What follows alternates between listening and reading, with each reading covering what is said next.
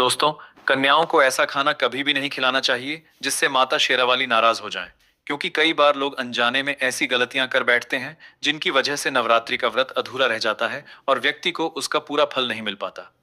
नवरात्रि का समय माता दुर्गा की आराधना का सबसे पवित्र समय माना जाता है और इन दिनों की गई छोटी छोटी बातें भी बहुत बड़ा प्रभाव डालती हैं। इसलिए आज के इस वीडियो में हम आपको नवरात्रि से जुड़ी कई ऐसी महत्वपूर्ण बातें बताने वाले हैं जिनके बारे में बहुत कम लोगों को सही जानकारी होती है।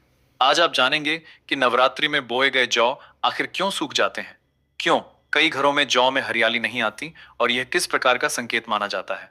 इसके अलावा हम आपको ये भी बताएंगे कि नवरात्रि के दौरान जो अखंड ज्योति जलाई जाती है उसकी बाती और बचे हुए तेल का क्या करना चाहिए।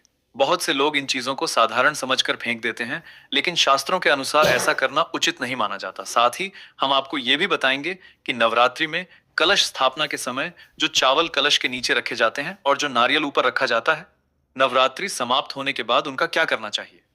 वीडियो के अंत में हम आपको कन्या पूजन की पूरी विधि भी बताएंगे कि कन्या पूजन कैसे किया जाता है, किस दिन करना चाहिए और उसका शुभ मुहूर्त क्या होता है। इसलिए इस वीडियो को अंत तक ध्यान से जरूर देखें, क्योंकि इसमें नवरात्रि से जुड़ी लगभग सभी महत्वपूर्ण जानकारी आपको मिलने वाली है।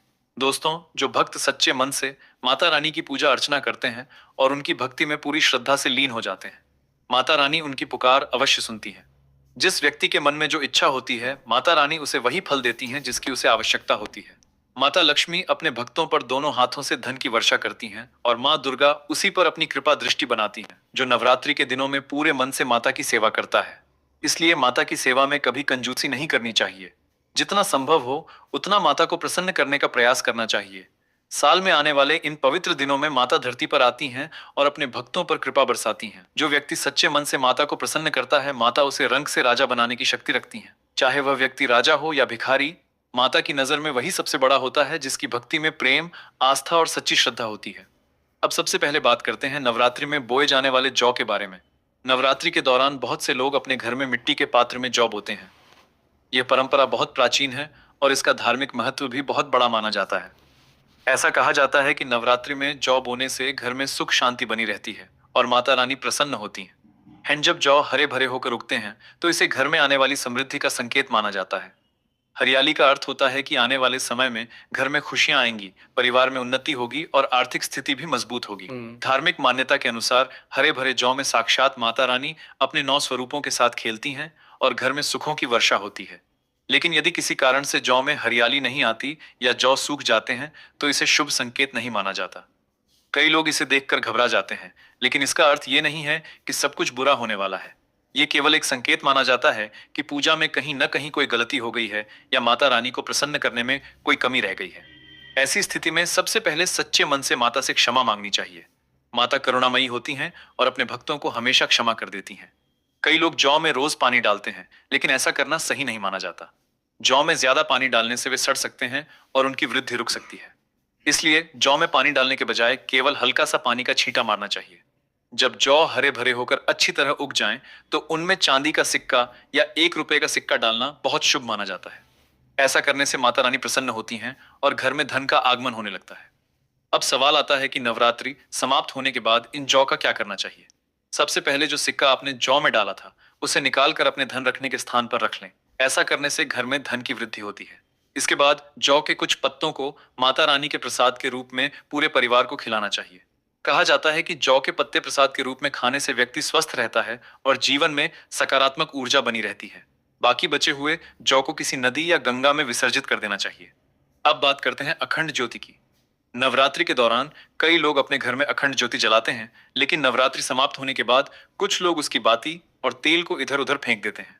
ऐसा करना उचित नहीं माना जाता, क्योंकि अखंड ज्योति में माता दुर्गा का वास माना जाता है। नवरात्रि समाप्त होने के बाद जो तेल बच जाता है उसे संभाल कर रखना चाहिए। इस तेल से बच्चों की मालिश की जा सकती है और बड़े लोग भी इसका उपयोग कर सकते हैं। ऐसा माना जाता है कि इससे शरीर की कई समस्याएं दूर होती हैं और सकारात्मक ऊर्जा का संचार होता है। जो बाती अखंड ज्योति में इस्तेमाल हुई होती है उसे फेंकना नहीं चाहिए, बल्कि उसे अपने बाजू में बांध लेना चाहिए। ऐसा करने से व्यक्ति के जीवन में सुख समृद्धि आती है और नकारात्मक ऊर्जा दूर होती है। अब बात करते हैं कलश स्थापना में इस्तेमाल होने वाले नारियल और चावल की। नवरात्रि समाप्त होने के बाद कलश के ऊपर रखा नारियल कन्या पूजन के समय तोड़कर कन्याओं को प्रसाद के रूप में बांट देना चाहिए और स्वयं भी प्रसाद के रूप में ग्रहण करना चाहिए। कलश के नीचे रखे गए चावलों को हल्दी में पीला करके लाल कपड़े में बांधकर धन रखने के स्थान पर रखना बहुत शुभ माना जाता है। ऐसा करने से माता लक्ष्मी की कृपा बनी रहती है और घर में धन की कमी नहीं होती। बाकी चावलों को पक्षियों को खिला देना चाहिए। अब बात करते हैं कन्या पूजन की। नवरात्रि में कन्या पूजन का विशेष महत्व माना जाता है क्योंकि छोटी कन्याओं को माता का स्वरूप माना जाता है। शास्त्रों के अनुसार 2 वर्ष से लेकर 10 वर्ष तक की कन्याओं का पूजन करना चाहिए। कन्या पूजन के समय सबसे पहले कन्याओं को सम्मान पूर्वक घर बुलाना चाहिए। उनके चरण दूध और पानी से धोने चाहिए, उनके माथे पर कुमकुम और अक्षत लगाना चाहिए और फिर उन्हें प्रेम से भोजन कराना चाहिए। कन्या पूजन में खीर, पूरी, हलवा और चने का भोग बहुत शुभ माना जाता है। भोजन के बाद कन्याओं को उपहार और दक्षिणा देना चाहिए। जब कन्याएं प्रसन्न होकर घर से जाती हैं, तो माना जाता है कि माता रानी का आशीर्वाद भी साथ लेकर जाती हैं और बदले में कई गुना सुख समृद्धि प्रदान करती है। कन्याओं को कभी दुख नहीं देना चाहिए क्योंकि शास्त्रों में कहा गया है कि कन्या के रूप में स्वयं देवी का वास होता है। इस प्रकार यदि नवरात्रि के दौरान इन सभी नियमों का पालन किया जाए, श्रद्धा और विश्वास के साथ माता की पूजा की जाए और कन्या पूजन सही विधि से किया जाए, तो माता रानी की कृपा सदैव बनी रहती है और जीवन में सुख, शांति और समृद्धि का वास होता है। और दोस्तों, यदि आप भी माता रानी के सच्चे भक्त हैं, तो कमेंट बॉक्स में श्रद्धा से जरूर लिखें जय माता दी।